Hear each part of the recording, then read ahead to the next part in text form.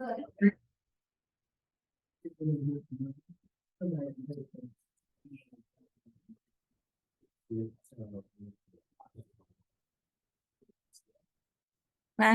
hello everybody. I hope you enjoyed the library tour and the views from the tower. And well, let's hear two more interesting presentations. And let's hear how cookbooks can be used to search local history.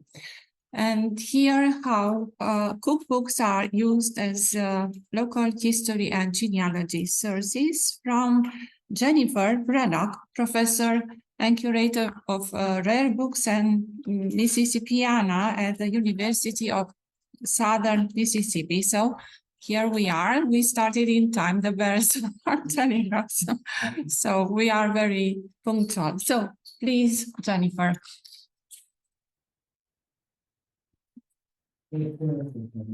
She's my presentation. Oh, Takashi. Oh.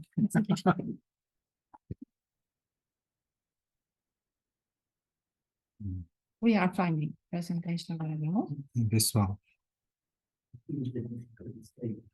Very beautiful. Oh.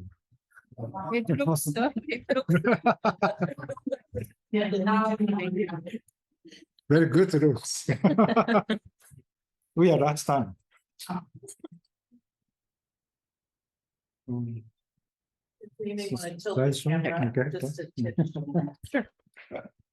Oh, very good. Great. Thank you all for joining us today. So I'm going to talk about our community cookbook collection that we have at the University of Southern Mississippi and how they can be used in research, because I think they're often overlooked just as books of recipes, whereas they do have research value. And then also show you some of the programming that we've done where we've used the cookbooks in local community events. And I'll even, if we have time, I'll mention something about what I've done as far as using them in the classroom as well. So when I moved to Mississippi 19 years ago, I learned that food is important to the people in the area. From Cajun food to fried catfish to comeback sauce, Mississippians love their food. To help preserve the culinary culture, Special Collections at the University of Southern Mississippi has been collecting cookbooks from around the state with a focus on the community cookbooks. When I started at the university, or Southern Miss as it is known, we owned 15 cookbooks that were collected by a previous librarian thanks to a small collection development grant. As the curator for the Mississippi Book Collection, I knew that a cookbook collection, especially community cookbooks, would be valuable resources to preserve Mississippi's culinary history and provide research tools on the food culture of the state. The first community cookbooks were seen at the start of the American Civil War in 1861. The community cookbooks are sold by churches or civic organizations to raise money for a cause.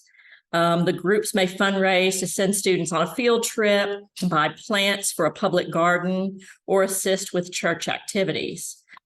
These books also initially taught women how to cook. They were given to young wives as, kind of become a wife now and a mother as when people got married. And these books also provided limited history about the organizations. An identifying element of the community cookbooks is the names of the women who submitted recipes are listed with their submissions.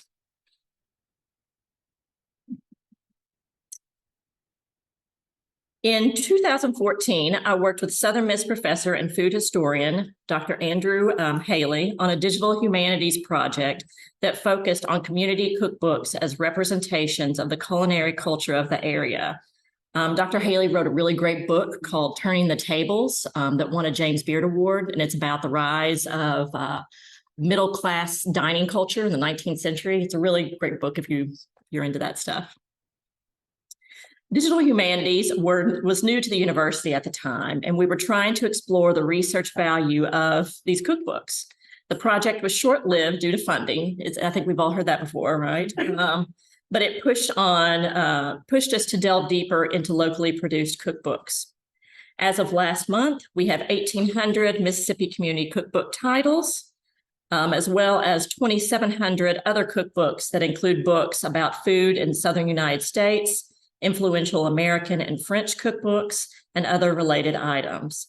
We do collect these in editions, so for some titles, we may have 6 or more printings. As I mentioned, we collect community cookbooks to preserve Mississippi history and culture, but I want to emphasize the unique ways that patrons use them in their research. Many local food enthusiasts want to discuss topics like how the tamale got to Mississippi. And tamales are a Mexican dish, and so for them to be in South Mississippi is kind of unusual, even though it is kind of close-ish to Mexico. And so many people think that Mexican immigrants came into the Mississippi Delta to help with the cotton fields there. And so they, at lunch, would have their baskets of tamales, and then that would spread that way. Most of the tamale manufacturers and companies in the Delta are run by African-American families. Also, there's something called chicken spaghetti, which is exactly what it looks like. It's cheese, it's cream, it's pasta. And I'm originally from Kentucky, and I had never heard of this, but everybody has their own version of it. There are battles over whose chicken spaghetti is the best. So this is chicken spaghetti. There was a New York Times food critic, Craig Claiborne, who was originally from Mississippi, but he was very well known. And he one time published his mother's chicken spaghetti recipe, and it had like 27 ingredients. So it's unlike this here, but it's, shows kind of how extreme it can go. Over the past, the history of chicken spaghetti over the past 50 years. Honestly, most of the time, people are just hunting for a recipe to cook for dinner. Looking at the cookbooks and the recipes with fresh eyes, one can see beyond the recipes to discover information about local communities, organizations, the role of women, and race relations in the state. By reading introductory text, analyzing images, and looking at advertisements, and exploring the types of recipes and ingredients used, a story emerges that may not have been intended by the authors and compilers. Because community cookbooks list the names of those who submitted recipes, you can identify these women and research them as you would ancestors, using resources like Ancestry, Family Search, and newspaper databases. You look up the women and pull together a history of the organizations and the communities through the members. Through the lives of the women featured in the cookbooks, you learn more about their families, organizations, and standing in the communities. And this is kind of interesting too. You'll see that the first recipe is chili con carne. And so even though Mississippi was kind of isolated, this is a cookbook, I think, from the 1950s, that they were still reading publications. And so they were getting influences from different cultures that would come out in women's magazines or different things like that. So Coahoma Cooking Every Day and Sunday Too, which was produced by the Coahoma Women's Club in 1952, can be used to look at the history of Coahoma, Mississippi, and the Mississippi Delta.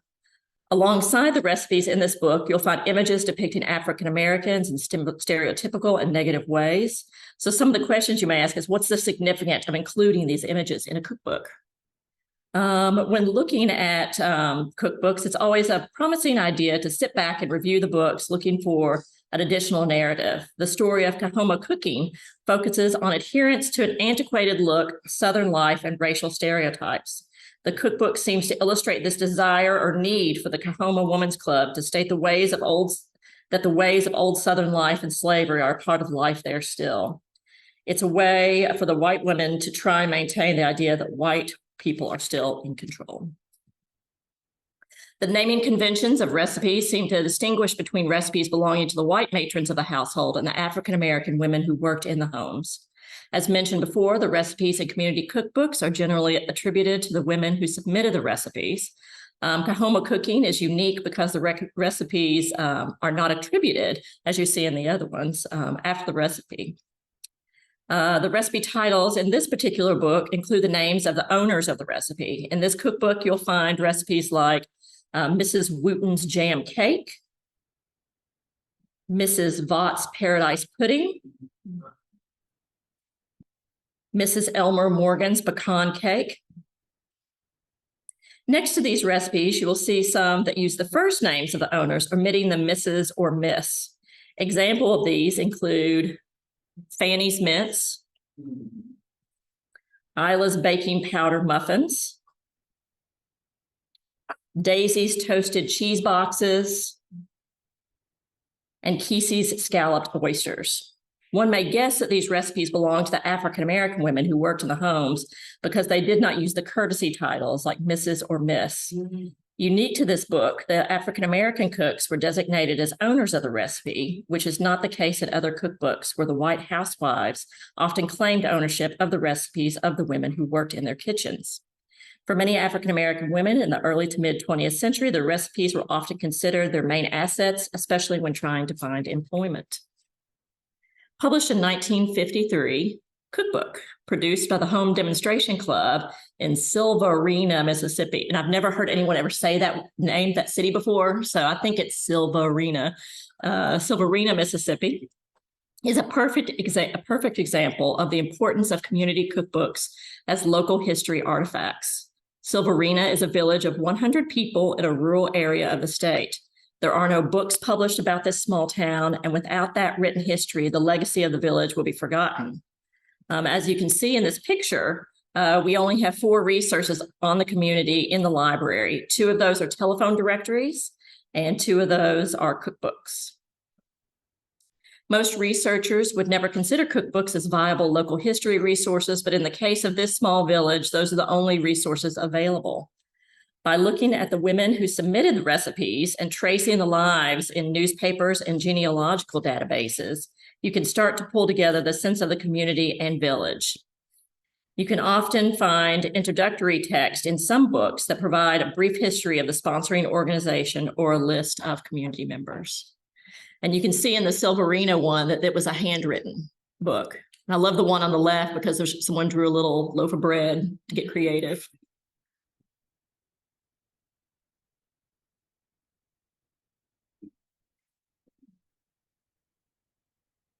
Published in a time when history was based on the experiences of men, these cookbooks are some of the only resources that focus on the history and lives of women and the things that they accomplished. Yes, cookbooks are collections of recipes, but they are also historical resources that delve into the lives of these women who were often ignored. Since we were building the collection of cookbooks, we wanted to know how to go about publicizing it and letting people know that they can use it. From the beginning, we digitized select cookbooks and put them in our digital collections for people to access. We are limited as to what we can include because of copyright issues, but we have made every effort to look at the copyright holdings of the items.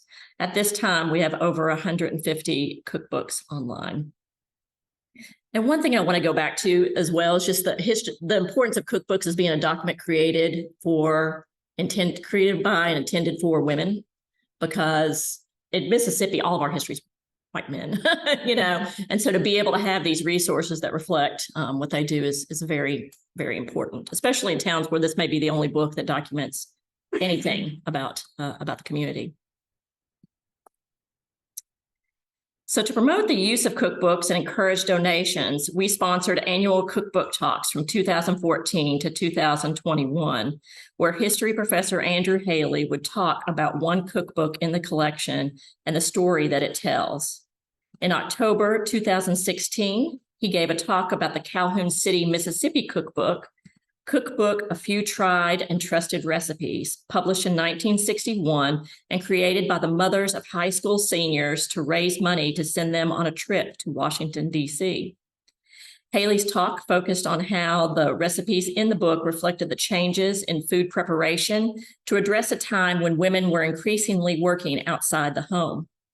A prominent garment factory was built in the town, which employed mainly women, who were no longer to be able to focus their efforts on taking care of the home full time. This cookbook illustrates the rise of quick foods like Jell-O and casseroles, meatball supreme, and which does not sound too exciting, but you notice even at the bottom of the recipe, it says this may be frozen. So it's great because you have the teenager who can come home from the school, put it in the oven, and have it ready for when everybody gets home at the end of the day. So these dishes could be made a day in advance, frozen, and then placed in the oven by a teenager when they get home from school. Prior to the talk, we'd hosted a potluck dinner where attendees were encouraged to prepare food from the cookbook for everyone to try. So before Dr. Haley's talk, everybody would eat pretty funky food. I mean, and you'll see these are some of the recipes that we have, and these are little push cards that we would distribute out to get donations. And I can tell you that the grated sweet potato pudding's good. The cake, Bertha's cake, is good. The boiled cookies are very popular kind of United States food. No bake cookies for anybody who, and then the wine jelly is just weird. It's just wine and gelatin. So if you want your wine jiggly, then that's the way to go with it. So at this potluck, everybody would get together and try all the different foods. So we hosted the potluck where attendees were encouraged to prepare food from the cookbooks. Next to each dish, I placed a copy of the recipe so that people could take pictures of the ones they enjoyed and even check for food allergies. This added a fun element to the talk by tasting the food featured in the cookbooks. The food also contributed to lively conversations about which dishes were tasty and which ones were not. The talk about the Calhoun City Cookbook was particularly interesting because we had 3 people who drove down from Calhoun City for the talk. And up to this point, most of our people had been university or local attendees. And these people who came brought a dish that one of the attendees' mothers had contributed to the cookbook. As the daughter was setting up her dish, she told us that the recipe her mother submitted to the cookbook was not accurate. Her mother did not want all of her friends to have the recipe she cherished, so she changed the ingredients in the submitted recipe so that it was inferior to her preparation of the dish. In addition to, and it's funny because the daughter had brought the real recipe and it still wasn't that great. So I can only imagine what the one in the cookbook was like. So in addition to the wildly successful cookbook talks, we have publicized the collection in the media and created these push cards that give a recipe from our cookbooks. So I brought a bunch of these today. You know, we created these several years ago when we were really on a push to get donations, because I would say 98% of our cookbooks come through donations. Mm-hmm. And you're getting, the collections of women who are passed away or and their families don't want it. So that's when we're able to take them in. This weekend in Mississippi is the Mississippi Book Festival. We have speakers from all over the world coming, and they decided to put some of these in the speaker bags. And so now there's going to be a resurgence. So I anticipate that when I get back, I'll have 500 emails from people wanting to donate their cookbooks. So when we started collecting cookbooks, I thought that I was only preserving the recipes of the region. Once I started collaborating with Dr. Haley, the project expanded to include looking at these resources in unique ways. They are more than a compilation of recipes. These books documented the histories of small towns, communities, food, and the women who were involved in the towns. Now, when local history and genealogy researchers visit, we recommend cookbooks as viable resources. They are initially hesitant to use the materials, but after a short explanation, they see the value of the items and embrace a creative way to use these materials in their research. How to cook a husband. And so they have sometimes these funny little recipes. So this is one of them. And just 2 seconds. One thing that I didn't include, but I can mention briefly, is I try to find ways to incorporate these in the classroom instruction. And so I'm on a listserv of people who have cookbook collections, and someone had a great idea where if you have a group, you show them. So I show a recipe from 1890. And it includes ingredients that we don't have nowadays. Some older recipes just anticipated that the cooks knew how to bake a pie or to make a crust. So it would say, bake a crust, mix the stuff together. And then I have them take that recipe and convert it into contemporary language. And so it's kind of a fun way. And I don't let them use their phones for the first 10 minutes. So they have to try to figure it out on their own. And then after a while, they're like, oh my gosh, what is this ingredient? What does this mean? And then they're able to kind of fill it out. Okay, thank you.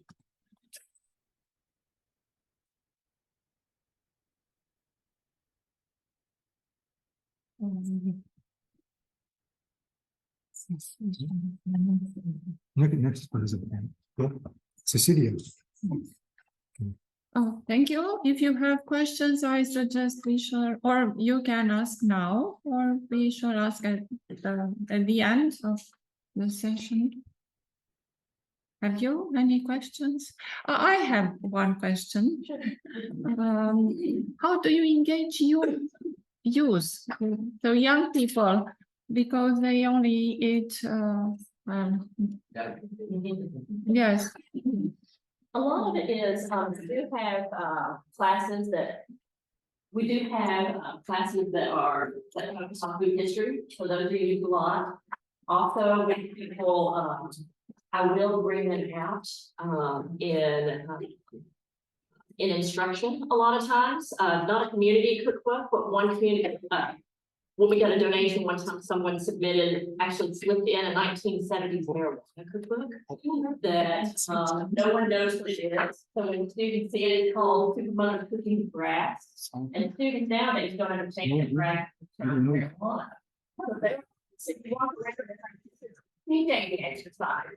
You see how the students are talking about going to the front yard and taking grass out of the yard, you know. And then only over time do they realize that what it means. So that's one way. And the funny thing about that book, that even though, I mean, the shtick is that it's a marijuana cookbook, but all the recipes, the cookbook was produced in California, but all the recipes are Cajun. So they're all from Louisiana and Mississippi, which is very unique for a 1970s marijuana cookbook from California.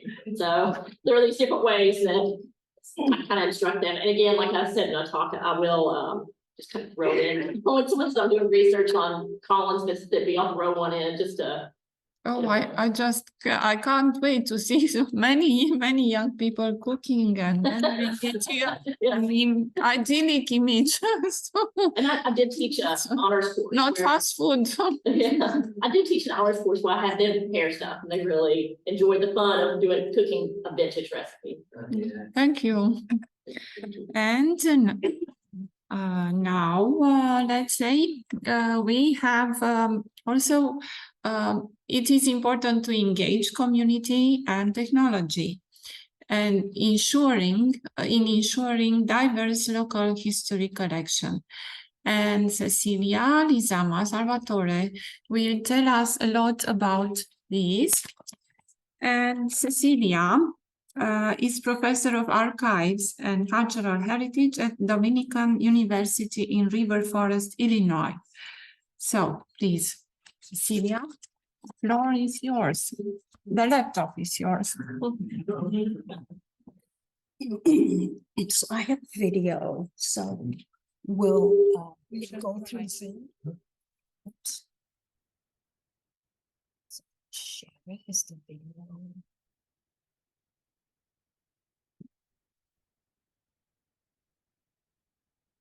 It's not actually here. Let's go there. Yeah. And we should try. So just Let it, yes. Yeah. okay, you think it's good? Okay. Oops.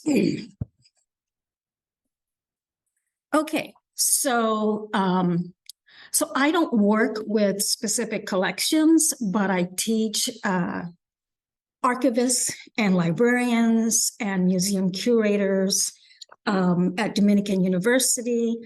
And what I'm going to talk about is basically some of the things that we talk about in class, and where we emphasize engaging community and using the diverse technology in working with the collections, but also ensuring that there is diversity in the local, in the history collections.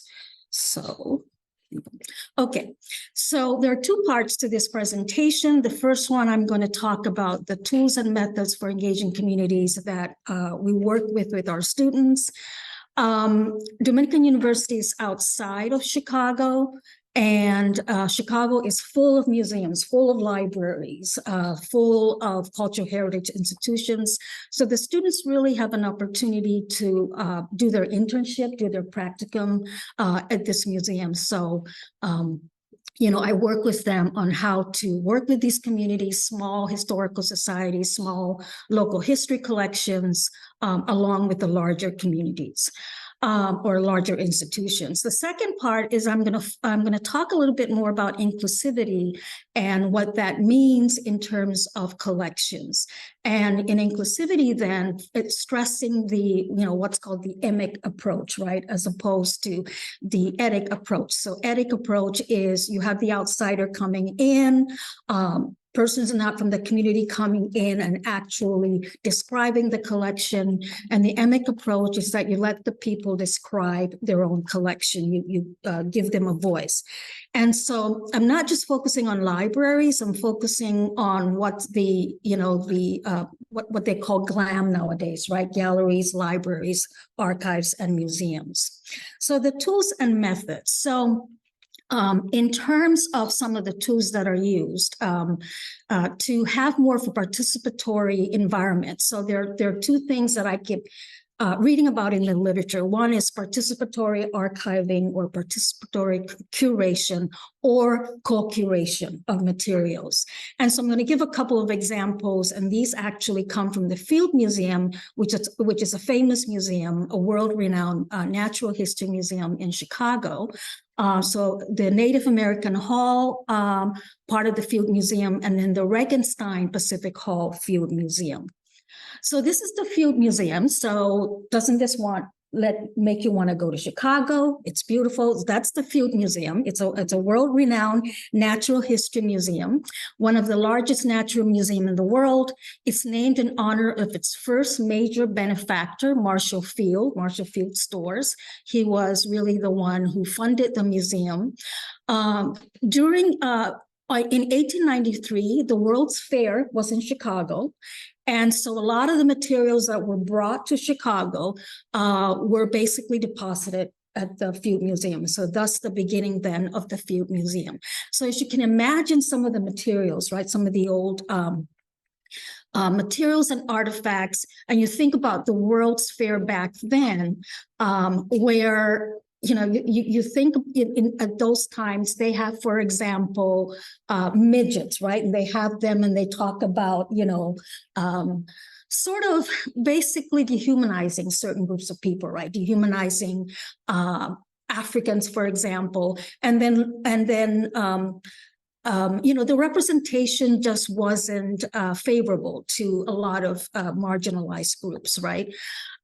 So it started out with the artifacts from the World's Fair, and then staff continued to add to the collection. So one of the collections, for example, and this is where participatory and engaging the community comes in, was that one of their very first collections was the Native American Hall, and this started in 1950. And the name of the hall was Indians Before Columbus.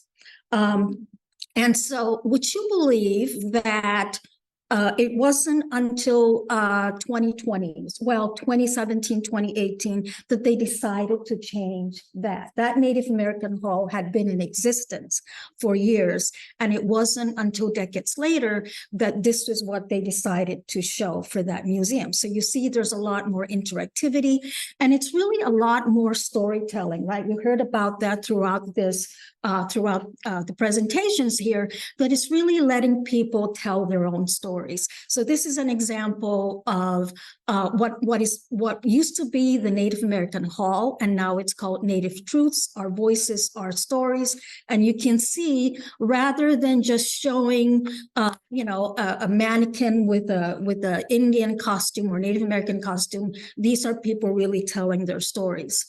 So co-curation or participatory archiving or curation, the way it's been defined is that it brings community perspectives and voices into interpretation of historical and heritage objects and collections. The process brings meaning to the collections, reuniting them with living traditions, cultural knowledge, and stories of experience. As one of the Native American co-curators of the Native Truths exhibit said, we went from object-based, so that rather than focusing on the object, to hearing voices and telling the stories and bringing us into the present. So another example is the Regenstein Pacific Hall. So I actually, when I first came to my university, I visited the Field Museum because I heard that they had vaults, what's called the vault, and they had drawers and drawers of Pacific Island artifacts. And the size of the building is about 3 times the size of this room. So they have large, a lot of collections, Pacific Island collections. And so one of the ways in which they did co-curation was that they took one of the objects, and one of them, if you can see that, what do you think that is? Can anybody guess what that is? This was in the artifact. So that's actually, they did describe it in the collection. They described it as a coconut grater. So it is a coconut grater, but that was all they said. You know, right? The coconut grater. Yeah. So you know that. But the way they described it was coconut grater. So I came in and I talked about how we husk the coconut, right? You cut it in half and then you put it over that top with the teeth. And then you kind of go like this, and that's how you grate it. And so let me see if I can do this. And so this is me as part of the co-curation. When I was growing up, coconut Olympics, and so how many different coconuts can you do within a certain period? Because in order for you to get all of it, you have to, and you feel it as you're doing, you see that you get into the very bottom. And then, of course, what's interesting is that you also make use of the actual shells, right? You've seen that, where you can use as a bowl, decorations even. So just from one coconut, you can use it in so many ways. So, in terms of participating members of the community or getting them to participate in storytelling, what started out as just coconut grater, right, really is a story of how that was much more for us, right? It was our livelihood, right? We use it for cooking. We also use it for games. We have the coconut grating Olympics. And then we also use the leftover as bowls. And I don't know if you've seen some of the old Hawaiian skirts, right? Where they use it to kind of put it over there. So, that's the leftover coconut. So what's happened then is that they interviewed several of us to talk about those collections that had just been sitting there.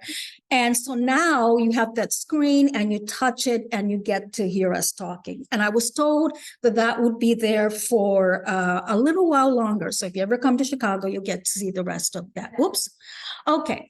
So another way in which I've seen, and the students have also seen and have worked with local history collections, is what's called photo voice. And photo voice is actually a research methodology in which you have people to tell the perspective, take a picture of things, and then they provide their own description, their own feelings. So photo voice is based on the power of documentary photography and highlights the importance of impacted populations to participate in the generation of questions and solutions. Participants, in essence, are expressing their life experiences through photography and collaborating through data encoding, information, and interpretation of themes. And what's important about this is we not only work with collections, but we also document things. And so photo voice then becomes this important thing where you have people go out rather than you documenting the community. You have them take a camera and document the community and tell that story there. So this is an example from the Chicago Public Library where I think I can do this. Oh, it's gonna come up. Oh, I know, maybe this one. That's what I needed to do. I think this is the one. I think I can see this down here, maybe. Ah, there it is, perfect, right there.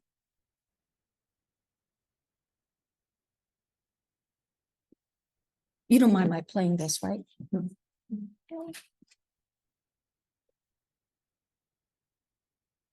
So I'll just play very briefly. Brian in the Northside Neighborhood History Collection at the Continental Regional Library. I'd like you to encourage you to read this fall's One Book, One Chicago selection, Exit West by Mohsin Hamid, a fascinating tale about migration. In this episode of Beyond Borders in the Archives, I'd like to highlight the Forced Migration Photo Voice Project collection. This collection was created by people who were forced to leave their home countries due to war, persecution, or violence. Some people came to Chicago through a refugee resettlement program. Others sought political asylum. The 49 people who participated in this project share photos and heartfelt stories about starting over and beginning a new life here in Chicago. This collection is archived at Sulzer and is housed with a collection of. Let me just move her forward just so I can show you the actual description. I'm trying to, okay, there, let me see if this is going to get you there. There it is, okay. Photograph, never lose hope. She writes, when I came to Chicago from Rwanda in the winter, I did not see any flowers. I did not know what was under the snow. When spring came, I saw the flowers growing up. She closes her essay by saying, I feel like the flowers represent my life and remind me to never lose hope. Okay. Next is Mariana. So I'm going to stop. She writes, in Somalia, we had fun. Okay, so back to my PowerPoint, I think. This one right there. This one. Oh,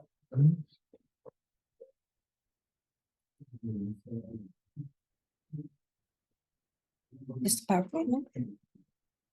Yeah. Yeah, Oh, PowerPoint. no. Zoom? No, the PowerPoint, the PowerPoint, No, the no, PowerPoint. oh, okay. The PowerPoint. Yeah. Yeah, You right, got it? right back there. Yeah, back there. Perfect. Gotcha. Thank you. Okay. So of course, other ways in which the students work with members of the community is the mapping stories, citizen cartography.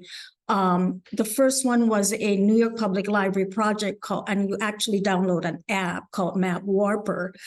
They've since discontinued it, but that was followed by History Pin. I don't know if anybody's ever used History Pin. Yeah. You have, so it's exciting, right? So what happens in History Pin is that you, just for those of you who don't know, just so, I worked with history. yeah, it's fascinating. So basically, it's wonderful for archives, and what it is that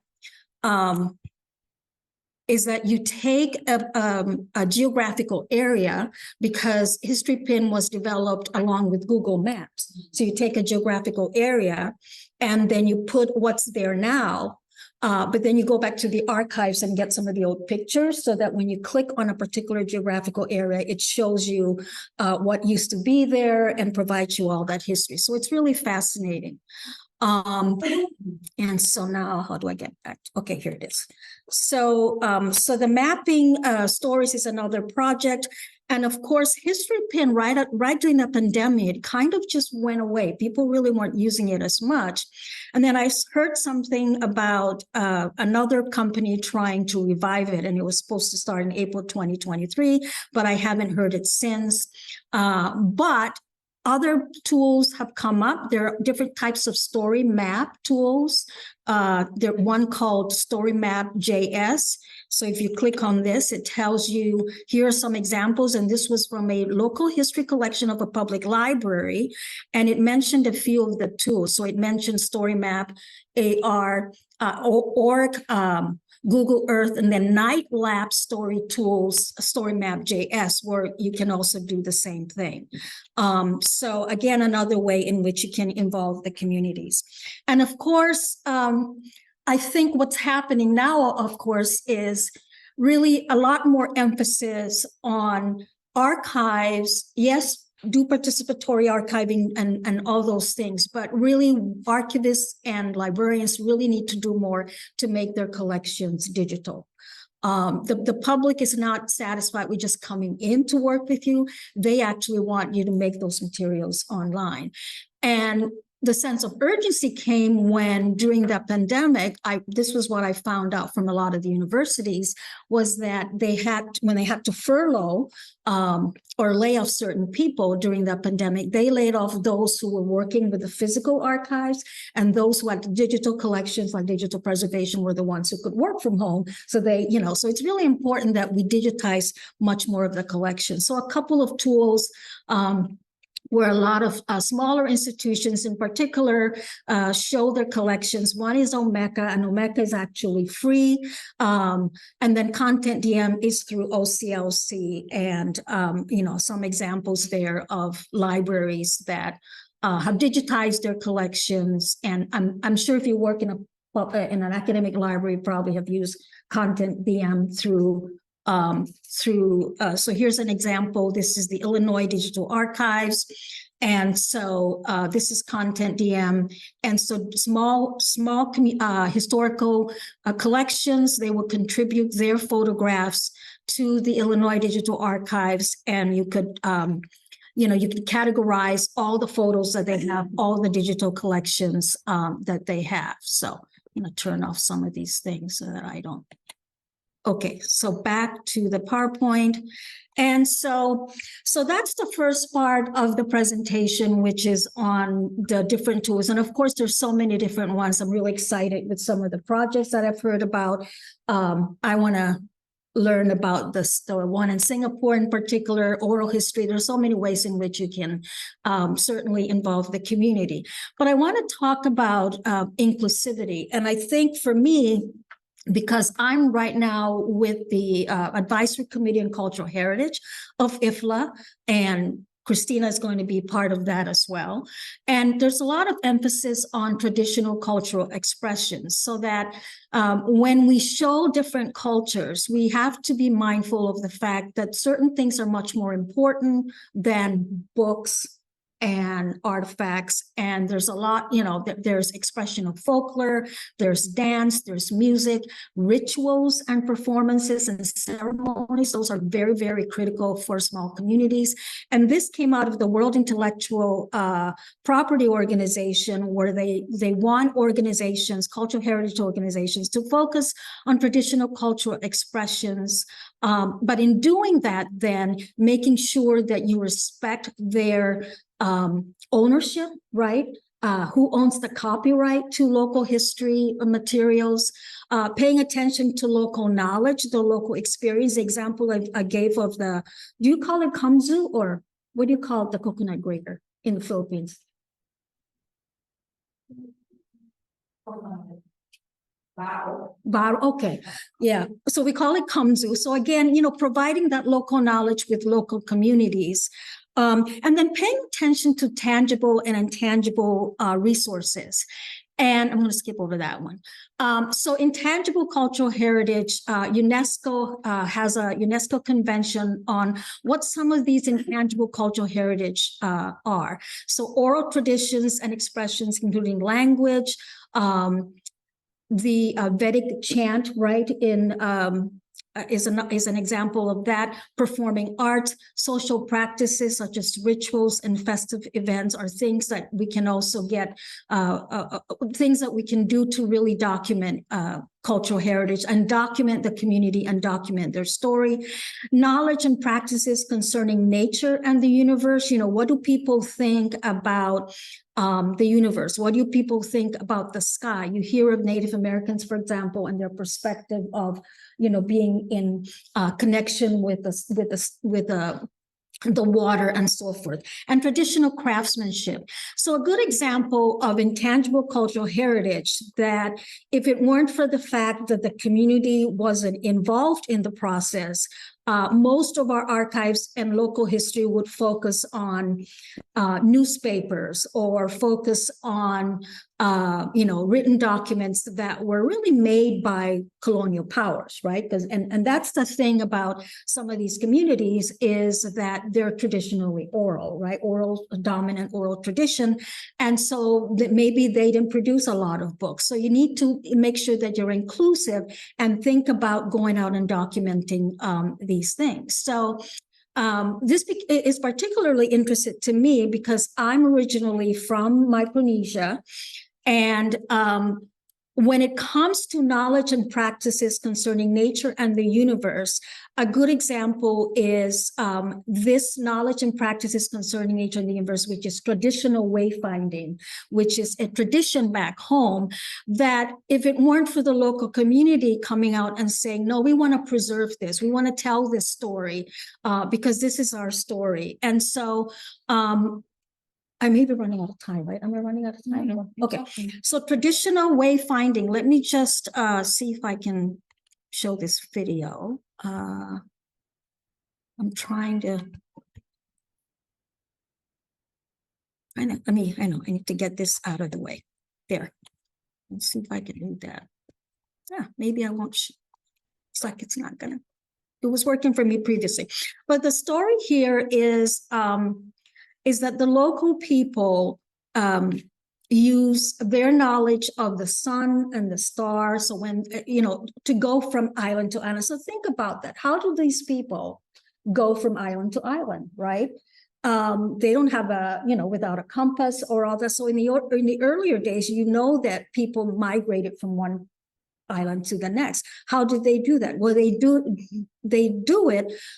did it through what's called traditional wayfinding. And so as they're on their little canoes, they look at the way the sun is, where the sun is, how the water is.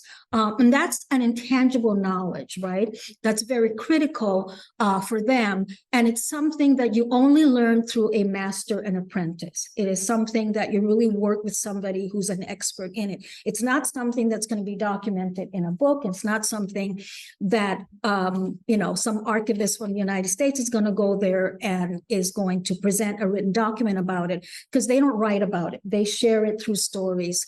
And so that's just an example of how, when we think then about being inclusive, we have to think about these different ways in which our history and our culture are told, such as oral traditions, performing arts, social practices, rituals. What is your ritual for when a baby is born? What is your ritual for when somebody gets married? Those are things that are intangible, and that you really want to make sure that you preserve that. And so I like that example of knowledge and practices concerning nature and the universe, because that's exactly what traditional wayfinding is. And and that's it. Thank you so much.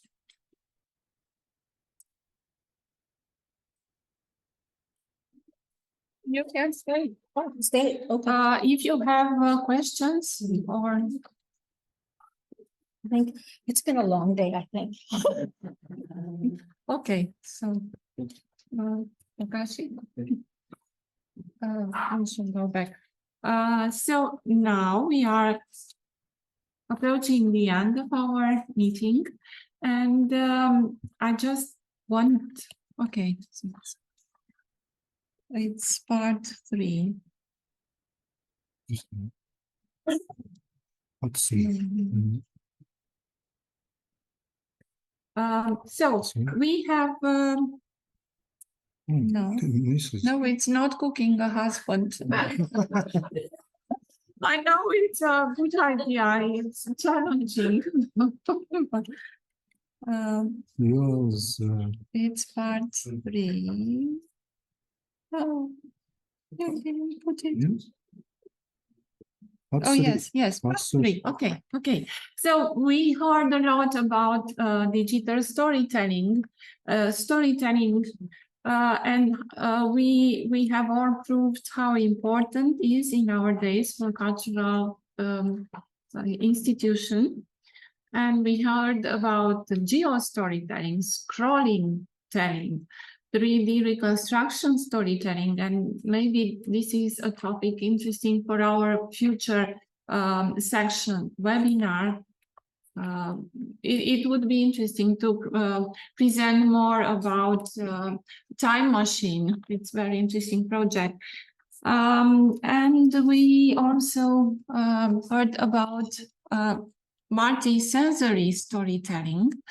Jennifer, you will be very happy to find out that we have in European Museum now we have the possibility to smell the the objects. So I don't know how it works. I didn't visit one yet, but it's interesting. We are going there. So your cookbooks will be very helpful.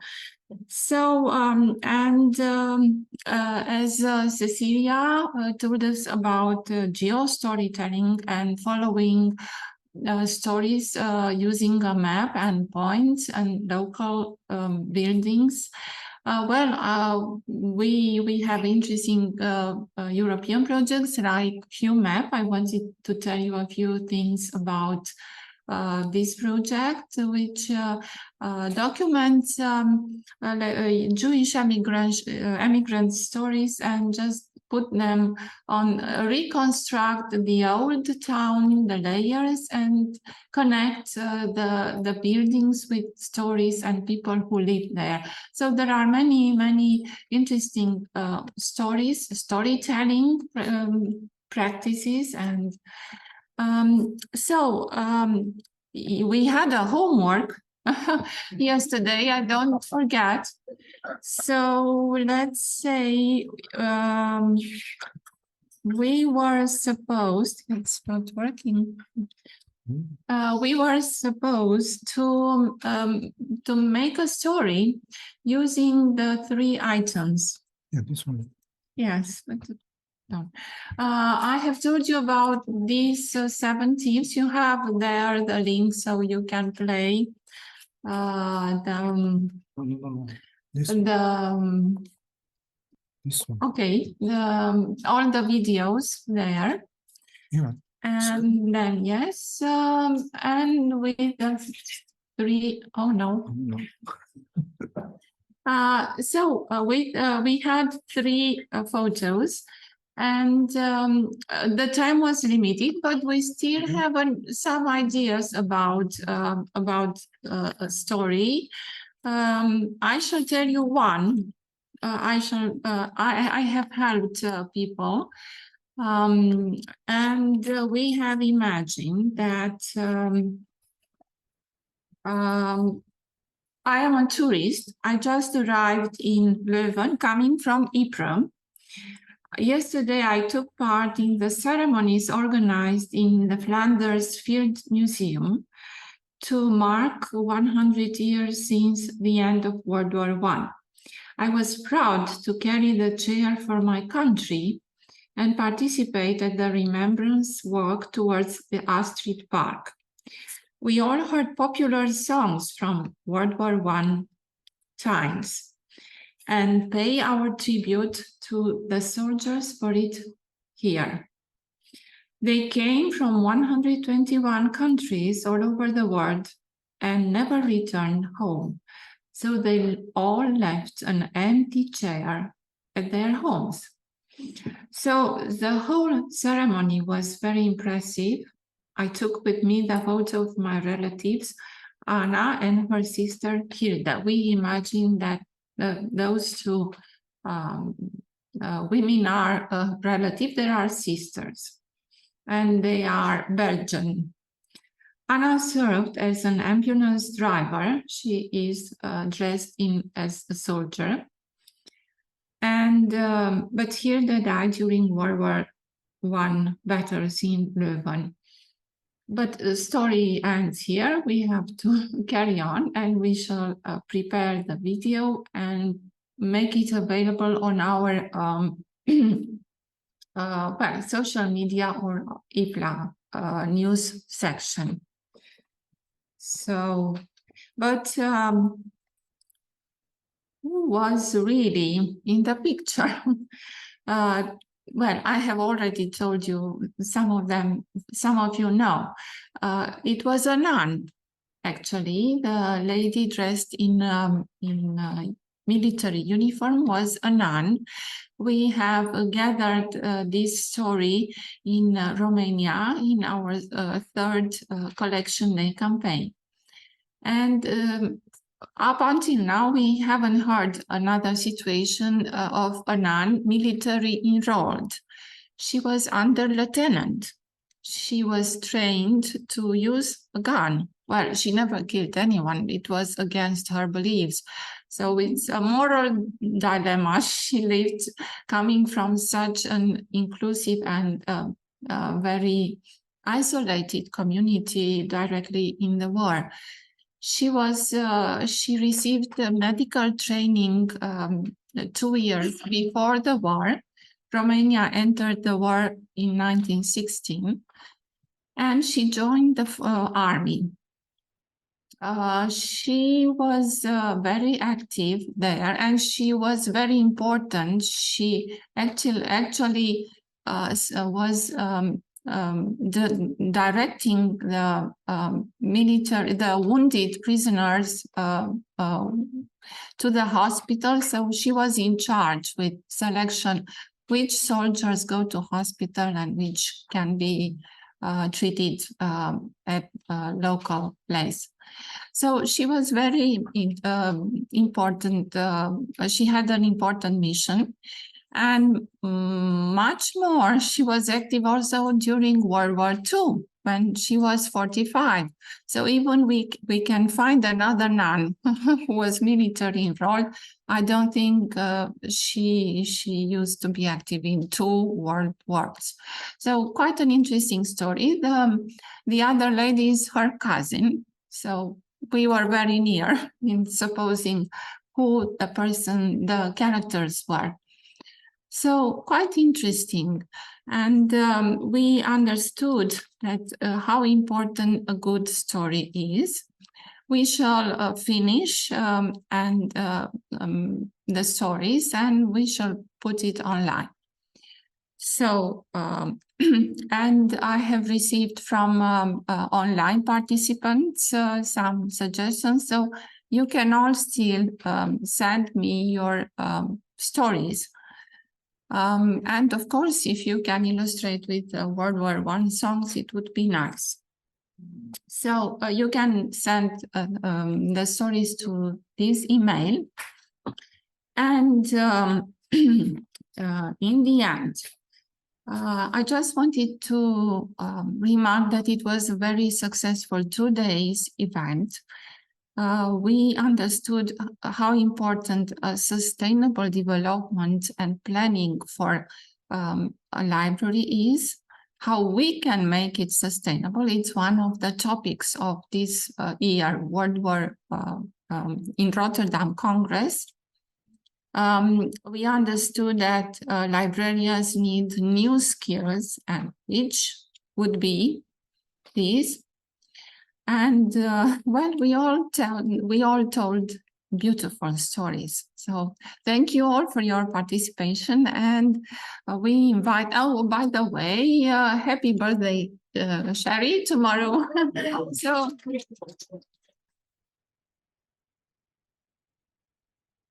So tomorrow, our chair will be very happy, and we are celebrating and wish her all the best from all of us. So if you want to tell some closing remarks and to tell us something, so please. So I thank you all for attending. Thank you for participating. Our wonderful hosts have given us all a bag.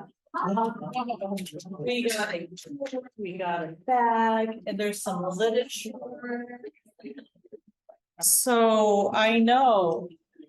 I wish I could take credit, and our hosts are so lovely.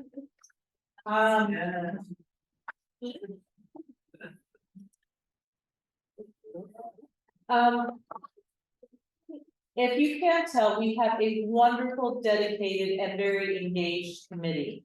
Yes. And if you are interested in learning more or participating or would be willing to do a webinar for us, we are a very inclusive group. The more the merrier. Let's have fun. Let's share ideas. Let's learn from each other. But really appreciate all the time and effort. I know personally how much goes into putting together a presentation. It's a lot of work. And then you traveled, many of you, thousands and thousands of miles. Sure. Oh. Okay. Ha. And hello to Dragon if you're still on. But again, if you are interested in learning more about participating or would like to do a webinar or just engage, please reach out. Thank you so much for attending and participating. Thank you for all your ideas and to help us to think and ponder how can we engage with not only each other, but with our audiences as well. So thank you from Leuven. Wish you were here, Dragon. We miss you. And we have some diplomas and Oh. one last photo. If I want. Yes, we have. She invite presenters here.